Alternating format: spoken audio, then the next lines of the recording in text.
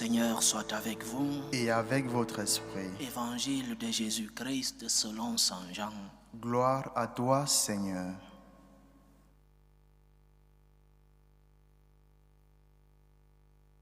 En ce temps-là, Jésus disait à ses disciples, « Comme le Père m'a aimé, moi aussi je vous ai aimé. Demeurez dans mon amour. Si vous gardez mes commandements, vous demeurez dans mon amour, comme moi j'ai gardé les commandements de mon Père et je demeure dans son amour.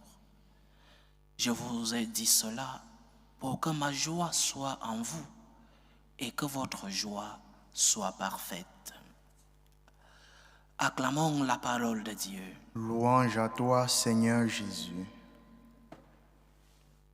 Le Seigneur insiste sur le fait que nous devons demeurer en lui, demeurer dans son amour, demeurer dans sa personne, que nous devons être unis à lui.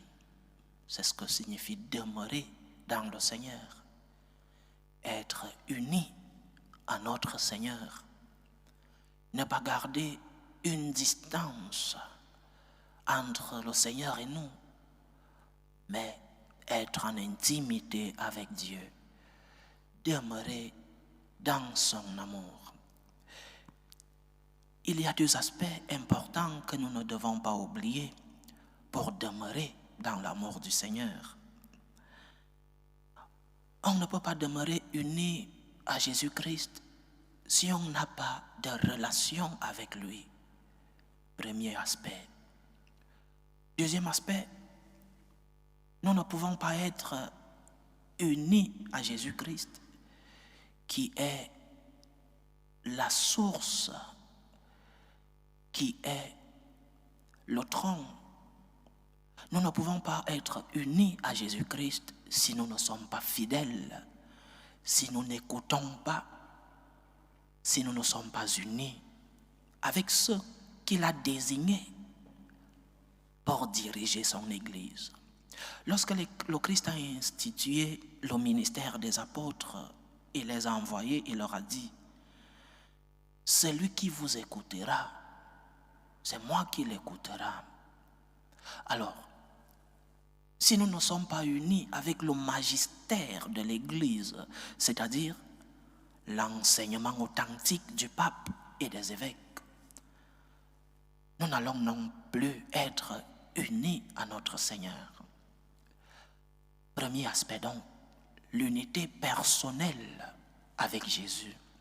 Si je crois que le Christ est présent dans l'Eucharistie, si je crois que l'Eucharistie n'est pas un symbole, mais une présence réelle de notre Seigneur, sous l'apparence du corps et du sang, le pain et le vin, si je crois que dans l'Eucharistie, le Christ est réellement présent, alors je ferai tout pour avoir une rencontre avec lui.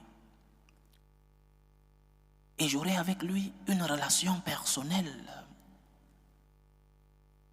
Comment je vais être uni avec le Christ si je ne m'approche pas de lui? Lorsqu'une personne aime une autre personne, elle désire être avec l'autre personne. Et tout le temps que cette personne passe avec l'autre, ce temps lui semble très peu parce qu'elle désire d'être avec cette personne. Alors pose-toi la question, combien de temps passes-tu avec le Christ? C'est-à-dire, combien de temps passes-tu dans la prière? Combien de confessions lorsque tu n'es pas en état de grâce? Combien de communions fais-tu pour être uni à Jésus? Mais si le Christ est quelqu'un de marginal dans ta vie, et tu dis que tu crois en lui, mais tu ne t'approches pas de lui, alors tu n'es pas uni à lui et donc tu ne pourras pas porter des fruits d'amour.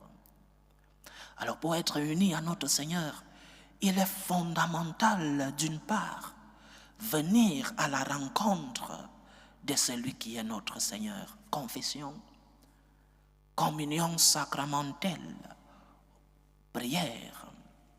Et de là, nous aurons des forces, les forces qu'il nous donne dans la confession, dans la communion, dans la prière. Nous aurons les forces pour que nos œuvres rendent témoignage de cet amour qu'il nous donne et de cet amour que nous voulons lui donner. Premier aspect de cette union avec le Christ, union personnelle dans la prière, union personnelle dans les sacrements, confession, Eucharistie, le Christ qui te fortifie par ses sacrements et dans la prière. L'Église, lorsqu'elle parle d'évangélisation, nous dit qu'un évangélisateur, c'est quelqu'un d'amoureux.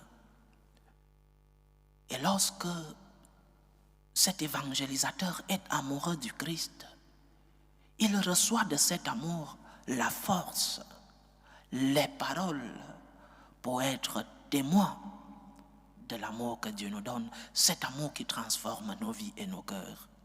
Donc, premier aspect, reste uni au Christ, demeure dans l'amour du Christ, dans la prière, dans la confession, en recevant l'Eucharistie lorsque tu es en état de grâce de Dieu. Demeure dans l'amour du Christ parce que tu entretiens une relation d'intimité, une relation d'amour, une relation personnelle avec ton Seigneur. Et deuxième aspect, union avec le pape et les évêques, union avec le magistère authentique de l'Église. Parce que chacun de nous ne peut pas avoir la foi qu'il lui plaît. Sinon, nous devenons des petites églises, chacun individuellement. Nous avons une foi que nous professons. Et cette foi nous a été transmise depuis le Seigneur, mais par les apôtres qui ont été des vicaires, des envoyés de notre Seigneur. Alors, tu ne peux pas avoir la foi qui te plaît, la foi qui te semble bonne pour toi. Si tu dis « je crois en l'Église », ça veut dire que tu crois au magistère authentique de ceux que le Seigneur a désignés comme la tête de l'Église, comme ses vicaires, comme ses envoyés.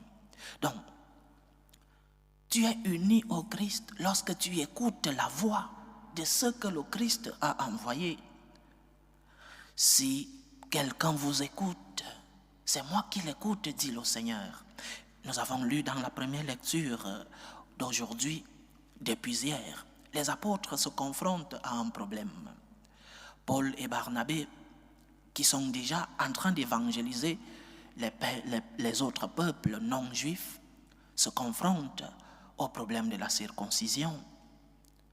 Les non juifs, les païens, doivent-ils se circonciser ou non? Doivent-ils recevoir les mêmes rites que les juifs ou non? Et les apôtres s'asseyent, chacun prend la parole, Pierre, Paul, Barnabé. Il faut parler d'un problème et donner une solution. C'est ce que le pape et les évêques font. Et la réponse qu'ils donnent, c'est la réponse de Dieu. La réponse que le magistère authentique de l'Église donne, c'est la réponse de Dieu face aux nouvelles réalités.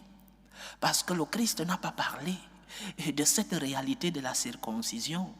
Mais lorsqu'après le Christ, il y a une nouvelle réalité qui se présente dans la mission, les apôtres se réunissent pour trouver une solution à ce nouveau problème. Et c'est ce que le magistère a fait depuis plus de 2000 ans aujourd'hui.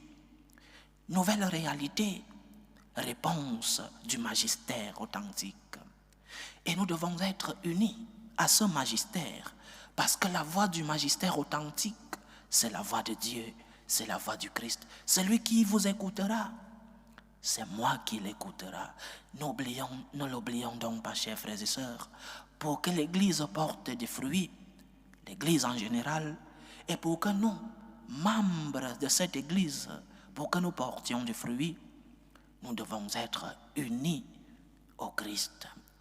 Et cela signifie union personnelle avec le Christ, union dans la prière, union dans les sacrements, mais aussi union avec ceux que le Christ a désignés comme directeur, administrateur de son peuple.